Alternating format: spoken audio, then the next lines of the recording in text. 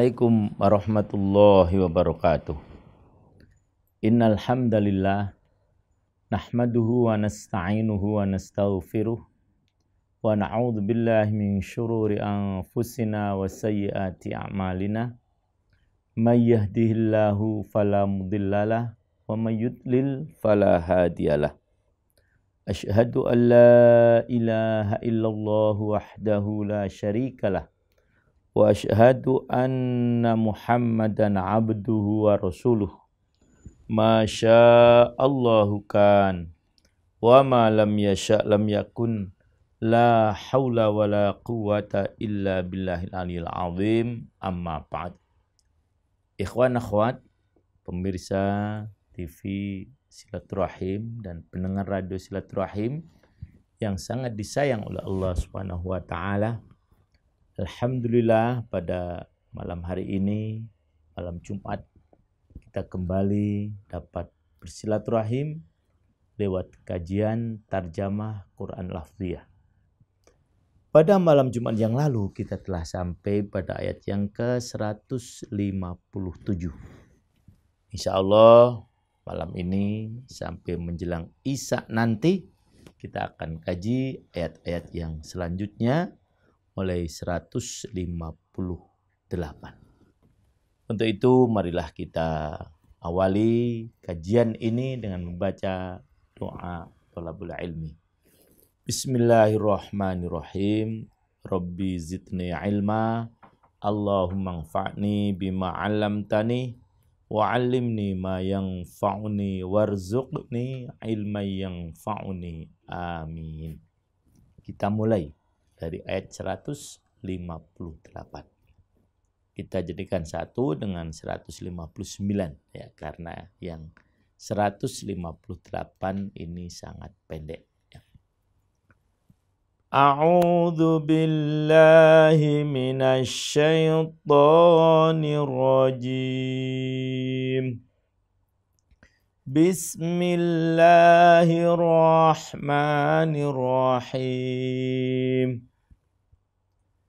Wala imuttum au qutiltum la ilallahi tuhsyarun. Fabima rahmatin minallahi linta lahum walau kunta fawwan ghalidhal qalbi lanfaddu min hawlik fa'fu anhum wastaghfir lahum wasyawirhum fil amr fa idza azamta fatawakkal 'ala Allah innallaha yuhibbul mutawakkilin. Demikian bunyi ayat ini. Adapun arti secara lafziahnya adalah walain, dan sungguh jika, muttum, kalian mati. Kalimat mati dalam Al-Quran, bahkan kalau wafat itu selalu menggunakan mabni majhul. Karena tidak mungkin orang mati sendiri, pasti dimatikan. Tuwuffiya, begitu. Nah, muttum, kalian mati, walaupun arti aslinya adalah dimatikan. Au qutiltum, atau kalian terbunuh. La ilallah, sungguh kepada Allah. Tuhsyarun, kalian akan dikumpulkan. Selanjutnya ayat yang ke-159. Fabima rahmatin, maka sebab rahmat, baknya bak sababiyah, manya masdariyah. Fabima rahmatin, maka sebab rahmat, Minallahi dari Allah, linta maka engkau berlaku lembut lahum kepada mereka. Maksudnya engkau di sini adalah Nabi Muhammad sallallahu alaihi wa alihi wasallam. Walau kunta dan sekiranya engkau menjadi, isimnya kana adalah anta, khobarnya kana, fawon itu bersikap keras, ghalidhul qalbi berhati kasar, lam faddu niscaya mereka akan menjauhkan diri min haulik dari sekitarmu. Fa'fu maka maafkanlah anhum dari mereka. Wastaghfir dan mohonkanlah ampun lahum untuk mereka. Wasyawirhum dan ajaklah musyawarah mereka. Fil amri di dalam perkara. Faida maka apabila azamta engkau telah berteguh hati. Fatawakkal maka bertawakkallah alallahi kepada Allah. Innallaha sesungguhnya Allah yuhibbul mutawakkilin mencintai siapa Allah, fa'ilnya adalah huwa, dhamir mustatir, kembalinya kepada Allah, al-mutawakkilin, orang-orang yang bertawakal. Demikian arti secara lafziahnya, adapun secara keseluruhan adalah dan sungguh sekiranya kalian mati atau kalian terbunuh, pastilah kepada Allah kalian dikumpulkan. Ini ayat 158. 159, maka karena rahmat Allah engkau, maksudnya Nabi Muhammad sallallahu alaihi wasallam, berlaku lemah lembut terhadap mereka. Sekiranya engkau bersikap keras dan berhati kasar, tentulah mereka menjauhkan diri dari sekitarmu. Karena itu, maafkanlah mereka dan mohonkanlah ampun untuk mereka dan bermusyawarahlah engkau dengan mereka dalam urusan itu. Kemudian apabila engkau telah membulatkan tekad, maka bertawakkallah kepada Allah. Sungguh Allah mencintai orang-orang yang bertawakal. Ayat ini masih menjelaskan tentang perang Uhud yang umat Islam kalah dalam tanda kutip, walaupun tidak kekalahan total. Nah, sudah tentu banyak orang-orang yang bersedih karena kekalahan ini. Nah, Allah kemudian menyatakan, pertama menghibur para kurban. Ya. Bahasanya yang mati, yang terbunuh, jadi yang mati maupun yang terbunuh dalam peperangan sama saja. Semua kembali kepada Allah Subhanahu wa taala. Nah, sementara itu untuk Rasulullah SAW, Allah mengingatkan karena perang Uhud itu merupakan hasil musyawarah beliau dengan para sahabat, dan keputusan musyawarah itu tidak seperti yang beliau kehendaki. Dan juga beberapa sahabat yang lain. Kalau beliau itu berkeinginan agar bertahan saja di dalam kota. Begitu juga para sahabat yang lain, terutama yang mengikuti perang Badar. Tapi para sahabat yang tidak mengikuti perang Badar juga terutama sekali didominasi oleh para sahabat yang muda, mereka berkeinginan keluar, menyongsong pasukan. Nah, akhirnya karena musyawarah inilah kemudian beliau putuskan, karena memang Anda berkehendak begitu, ya sudah, ayo kita keluar. Walaupun kemudian sebagian orang-orang yang tadi memutuskan keluar ragu. Kemudian ada yang mendatangi Rasulullah, misalnya mereka ingin mencabut lagi keputusan musyawarah agar tetap bertahan, tapi Rasulullah sudah terlanjur memakai baju perangnya. Beliau tidak bisa menerima alasan itu. Sudah tidak pantang bagi seorang nabi yang telah mengenakan baju perang untuk kembali mundur. Apapun yang terjadi, kita keluar menghadap musuh. Akhirnya terjadilah apa yang terjadi dengan takdir Allah juga.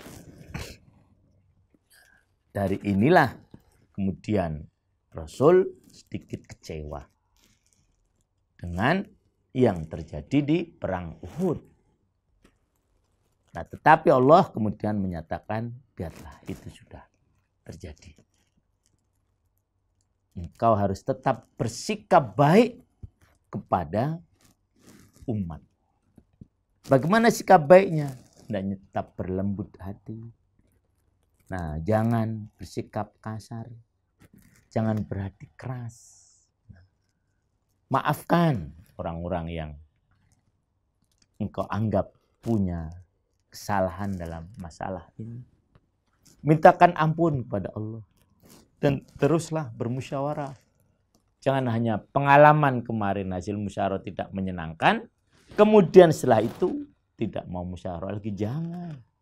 Tetaplah bermusyawarah dalam urusan-urusan tertentu. Ya, urusan ekonomi, urusan kemasyarakatan, urusan sosial, dan sebagainya. Dan kalau engkau sudah berteguh hati, pasrahkan pada Allah. Allah senang kepada orang-orang yang bertawakal. Nah, inilah ayat yang memberikan petunjuk kepada Rasulullah Shallallahu Alaihi Wasallam yang isinya antara agar beliau tetap melaksanakan musyawarah untuk memecahkan berbagai macam persoalan kemasyarakatan yang dihadapi. Demikian ayat yang ke-159. Selanjutnya ayat yang ke-160. Iyansurkumullahu fala ghaliba lakum wa iyakhzulkum faman dzalladzi yansurukum min ba'dih wa 'alallahi falyatawakkalul mu'minun. Demikian bunyi ayat ini Selanjutnya arti cara lafdiahnya adalah in jika yang surkum menolong kalian. Allahu Allah fala ghaliba, maka tidak ada yang dapat mengalahkan sama sekali. Lakum, bagi kalian. La nafyul jinsi, artinya tidak ada sama sekali. Maka kalimat yang setelah la mesti mabni alal fathi. Fala ghaliba, maka tidak ada yang mengalahkan lakum, bagi kalian. Wa in, dan jika yakhzulkum Allah membiarkan kalian, artinya tidak menolong. Faman, maka siapakah dzalladzi, faman dzalladzi, maka siapakah yang surukum akan menolong kalian, mim ba'dih, dari sesudah itu, wa 'alallah, dan kepada Allah, fal yatawakkal, hendaknya bertawakal siapa? Al mu'minuna, orang-orang yang beriman. Fa'ilnya fal yatawakkal. Al mu'minun jamak mudzakkar salim, baca rofa karena dia fa'il dan tanda rafa'nya adalah waw. Inilah arti lafdiahnya. Ada peneliti secara keseluruhan adalah jika Allah menolong kalian, maka tidak ada yang dapat mengalahkan kalian. Tetapi jika Allah membiarkan kalian, artinya tidak memberi pertolongan, maka siapa yang dapat menolong setelah itu? Karena itu, hendaklah kepada Allah saja engkau bertawakal. Nah, jadi bahwasanya kemenangan umat Islam itu sangat tergantung dengan pertolongan Allah Subhanahu wa ta'ala. Inilah yang membuat umat Islam sering menang dalam peperangan. Walaupun dalam kondisi yang mungkin lebih sedikit persenjataannya, lebih sedikit jumlah pasukannya. Tapi kalau Allah menghendaki menang, menang. Karena memang yang dilihat Allah adalah usahanya. Muslimin usaha maksimal, Allah akan menang. Ketika muslimin akan ada sedikit dalam dirinya, sedikit kesombongan bahasanya, mereka itu akan menang. Seperti yang pada perang Hunain, di mana jumlahnya cukup besar, kemudian mereka merasa akan menang. Justru di perang Hunain itulah Allah mencoba mereka akhirnya kocar kacir. Ya, jadi sekali lagi, pertolongan Allah itulah yang merupakan kunci utama bagi kemenangan umat Islam dalam menghadapi musuh-musuhnya. Oleh karena itu yang kita cari adalah bagaimana kita mendapatkan pertolongan Allah itu. Jangan kita merasa bangga karena banyaknya jumlah, jangan. Berkecil hati karena kecilnya jumlah, jangan. Tapi yang berikan pertolongan adalah, kemenangan adalah Allah Subhanahu wa ta'ala. Selanjutnya ayat yang ke-161.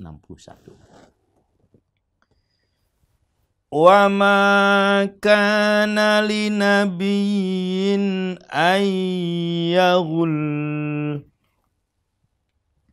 wa man yaghlul ya'ti bima ghalla yaumal qiyamah thumma tuwaffa kullu nafsin ma kasabat wa hum la yuzlamun. Arti secara lafziahnya, wa makana, dan tidaklah ada, li nabiyin, bagi seorang nabi, an yahul, ayyahul, akan berkhianat. Waman, dan barang siapa yaghlul, berkhianat, ya'ti, maka ia akan datang, bima ghalla, dengan apa yang ia khianatkan, yaumal qiyamati, pada hari kiamat. Summa, kemudian, tuwaffa, akan ditunaikan, kullu nafsin, setiap jiwa, ma kasabat, apa yang ia usahakan, wahum, dan mereka, la yuzlamun, tidak dianiaya. Demikian arti lafziahnya. Adapun arti secara keseluruhan adalah, dan tidak mungkin seorang nabi berkhianat.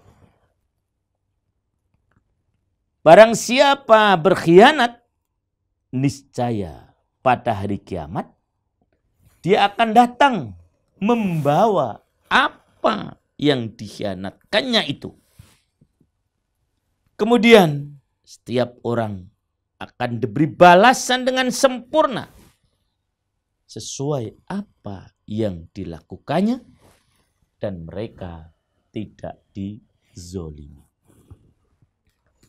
Kalau ayat ini berkenaan dengan perang Badar.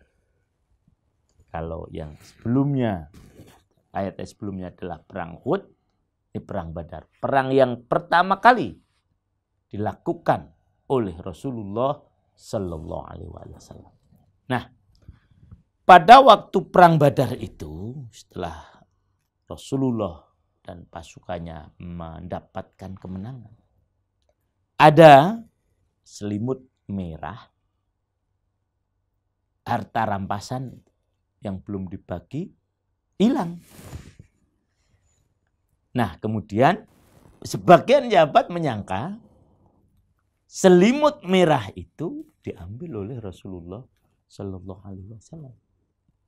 Maka turun ayat ini. Oh, tidak mungkin seorang nabi berkhianat, mengambil barang yang belum dibagi. Ayat ini sering digunakan sebagai dalil larangan korupsi. Karena korupsi itu termasuk adalah pengkhianatan. Jadi tidak mungkin seorang nabi melakukan korupsi, tidak mungkin. Mengambil sesuatu yang bukan haknya. Koruptor pada hakikatnya juga begitu, mengambil sesuatu yang bukan haknya. Nah, Allah memberikan ancaman di sini. Siapa yang korupsi, maka nanti pada hari kiamat dia akan membawa barang yang dikorupsinya itu, diperlihatkan pada seluruh umat manusia. Dalam hati disebutkan, kalau dia korupsinya unta, maka unta akan berjalan di belakang dengan mengeluarkan suaranya. Ketika yang dikorupsi itu sapi, maka sapi akan mengeluarkan suara dari belakangnya, melenguh dan seterusnya. Dan kalau kambing, dia akan mengembik di belakang, akan ditampak. Nah, inilah ancaman bagi orang yang melakukan korupsi. Nah, apalagi kalau kita semuanya tahu sampai orang berjuta-juta melakukan korupsi. Kelihatan semua. Apa yang dikorupsikan, dibelikan mobil, dibelikan rumah, dibelikan anak, dan seterusnya.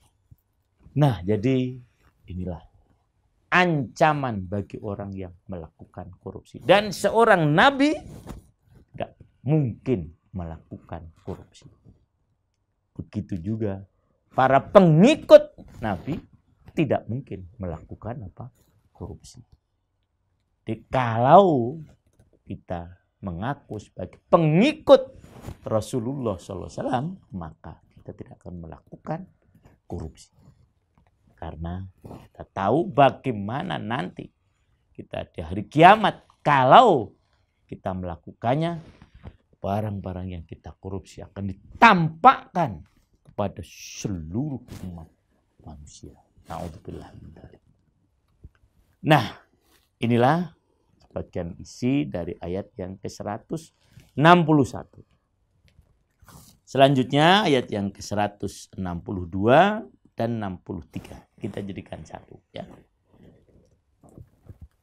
Afamanit ridwanallahi kaman ba'a bisakhatim minallahi wa ma'wahu jahannam wa bi'sal masir. Hum darajatun indallah wallahu basirum bima ya'malun. Demikian ini ayat ini, dan arti secara lafziahnya adalah afaman, apakah orang, ittaba'a, yang mengikuti. Hamzah wasol di sini kalau dibaca kotok maka dia diharokati dengan kasroh. Ittaba'a. Maka kalau diwasolkan dia hilang. Afamanit taba'a. Tapi kalau dia disendirikan, afaman ittaba'a. Ridwanallahi, ridho Allah. Kaman, seperti orang, ba'a, yang kembali, siapa man, bisa khotin, dengan kemurkaan, minallahi, dari Allah, wa ma'wahu jahannam, dan tempat kembalinya adalah neraka jahannam. Wa bi'sal masir, dan jahannam itu adalah seburuk-buruk tempat kembali. Hum darojatin, hum, mereka,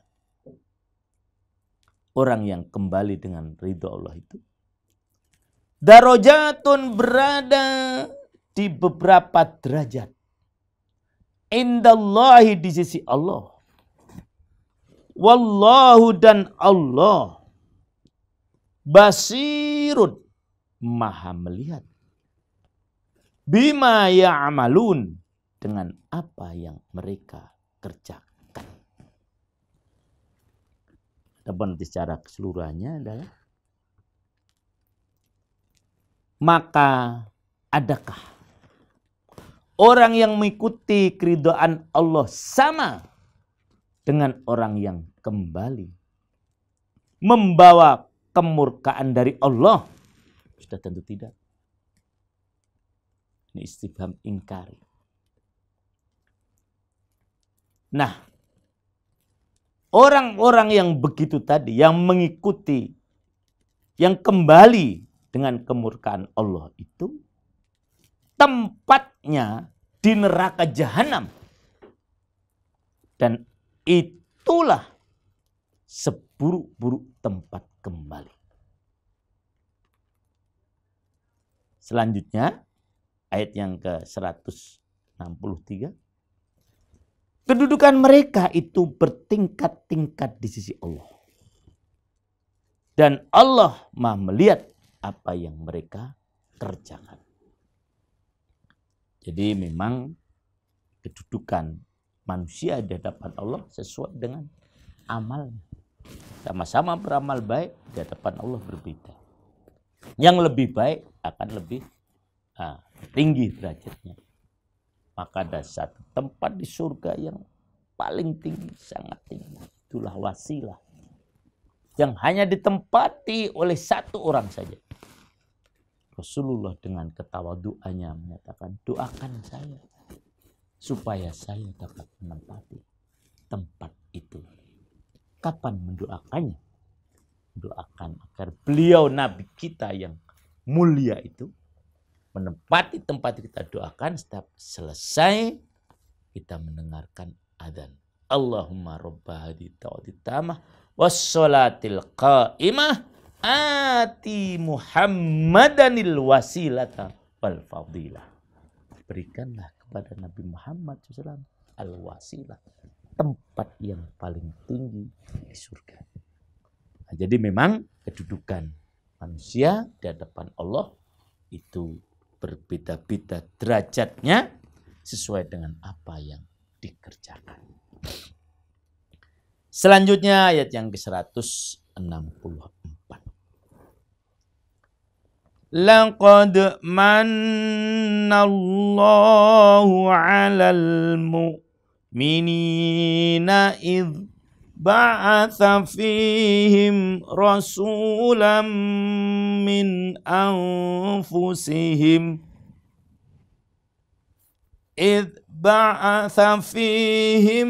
rasulam min anfusihim yatslu alaihim ayatihi wa yuzakkihim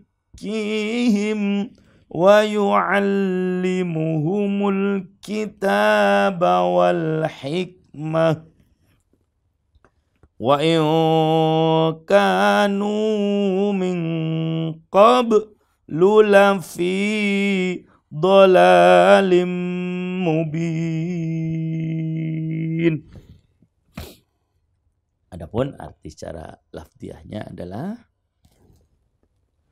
laqad sungguh mana telah menganugerahkan, mengkaruniakan Allah alal mu'minin kepada orang-orang yang beriman.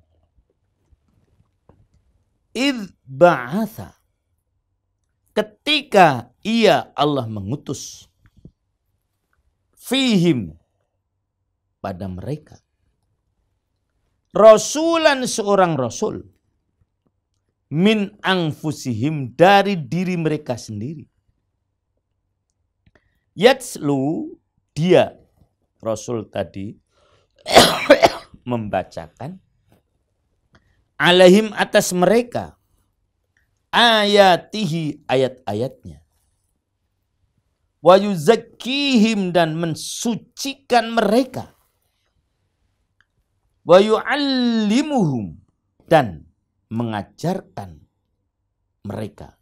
Dan dia Rasul tadi mengajarkan kepada mereka al-kitaba, kitab, wal hikmata, dan hikmah, artinya sunnah. Wa in kanu, dan jika mereka adalah min qablu, dari sebelumnya, lafi, sungguh di dalam, dolalin, kesesatan, mubinin, yang nyata. Demikian arti lafziahnya. Adapun arti secara keseluruhan adalah sungguh Allah telah memberikan karunia kepada orang yang beriman ketika dia Allah mengutus seorang rasul, yaitu Nabi Muhammad sallallahu alaihi wasallam, di tengah-tengah mereka, dari kalangan mereka sendiri, yang membacakan kepada mereka ayat-ayatnya, dan mensucikan jiwa mereka dan mengajarkan kepada mereka Alkitab, yaitu Quran, dan hikmah, yaitu As-Sunnah. Meskipun sebelumnya mereka benar-benar dalam kesesatan yang nyata. Inilah salah satu anugerah Allah kepada orang-orang yang beriman. Apa anugerah Allah itu? Yaitu diutusnya seorang nabi, seorang rasul kepada mereka dari diri mereka sendiri. Artinya dari manusia. Tugas Rasul tadi adalah membacakan ayat-ayat Allah, mensucikan mereka dari dosa, dari penyakit-penyakit yang ada dalam hati, dan mengajarkan mereka Alkitab dan Sunnah. Inilah yang akan menyebabkan manusia mendapatkan anugerah. Apabila manusia itu mau membaca ayat-ayat Allah, mau mensucikan jiwa-jiwa mereka sebagaimana yang sudah dilakukan oleh Rasulullah, mensucikan jiwa kita, kemudian mau mengajarkan Alkitab dan Al-Hikmah. Apabila itu dilakukan, maka dia akan mendapatkan anugerah dari Allah. Karena inilah anugerah Allah yang dibawa oleh Rasulullah Sallallahu Alaihi Wasallam. Mudah-mudahan kita semuanya mendapatkan anugerah seperti yang disebut oleh Allah pada ayat 164 ini, ya. Sekali lagi, mari kita baca Al-Quran, mari kita bersihkan jiwa-jiwa kita, dan mari kita ajarkan Al-Quran dan Al-Hikmah. Kalau belum bisa mengajarkan, kita mempelajari Alkitab dan Al-Hikmah, artinya Al-Quran dan As-Sunnah. Selanjutnya ayat yang ke-165. Allah berfirman, awalamma asobatkum musibatun qad asabtum mithlaiha qultum anna hadha qul huwa min indi anfusikum innallaha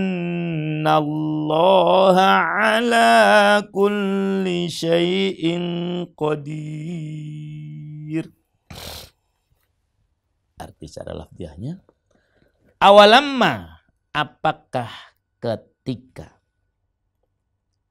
asobatkum, menimpa kepada kalian, musibatun, musibah, qad asabtum, sungguh kalian telah mendapatkan, telah menimpakan, maksudnya kepada mereka, ya, mengalahkan musuh. Sungguh kalian telah menimpakan kepada musuh mislaiha, 2 kali yang serupa dengan. Kultum, kalian berkata ketika mendapatkan musibah, anna hada, dari mana ini? Kenapa ini sampai kita mendapatkan musibah semacam ini? Kul, katakanlah wahai Muhammad, huwa min indi anfusikum, dia dari diri kalian. Innallaha, sesungguhnya Allah, ala kulli syai'in, atas segala sesuatu, qadirun, maha kuasa. Arti secara lafziahnya adalah, dan mengapa kalian ketika ditimpa musibah, yaitu kekalahan di perang Uhud, padahal kamu telah menimpakan 2 kali musibah, 2 kali lipat musibah kepada musuh-musuh kalian pada waktu perang Badar. Kalian berkata, dari mana datangnya musibah atau kekalahan ini? Katakanlah, itu adalah dari kesalahan dirimu sendiri. Sungguh Allah Maha Kuasa atas segala sesuatu. Nah, inilah ayat pedoman untuk menghadapi musibah. Jikalau kita mendapatkan musibah, sesuatu yang tidak mengenakan hati, maka mari kita introspeksi diri kita. Jangan menyalahkan orang lain, apalagi menyalahkan Allah. Karena musibah yang kita terima itu adalah akibat perbuatan kita sendiri. Yang tadi dalam ayat 165, Rasulullah diperintah oleh Allah untuk mengatakan bahasanya musibah itu adalah dari diri kalian. Karena itu, sekali lagi, apabila kita mendapatkan musibah, jangan menyalahkan orang lain. Apalagi menyalahkan Allah Subhanahu wa Ta'ala. Tapi mari kita introspeksi diri kita sendiri. Demikian ikhwan akhwat yang sangat disayang oleh Allah Subhanahu wa Ta'ala, kajian kita pada malam Jumat ini, terjemah Quran Lafdiyah, kita sampai pada ayat yang ke-165. Insyaallah akan kita lanjutkan pada ayat yang lain pada pertemuan yang akan datang. Jazakumullah khairal jazaa atas segala perhatiannya. Mohon maaf atas segala kekurangan saya. Dan marilah kita akhiri kajian kita dengan membaca doa kafaratul majlis. Subhanakallahumma wa bihamdika asyhadu an la ilaha illa anta astaghfiruka wa atubu ilaik. Assalamualaikum warahmatullahi wabarakatuh.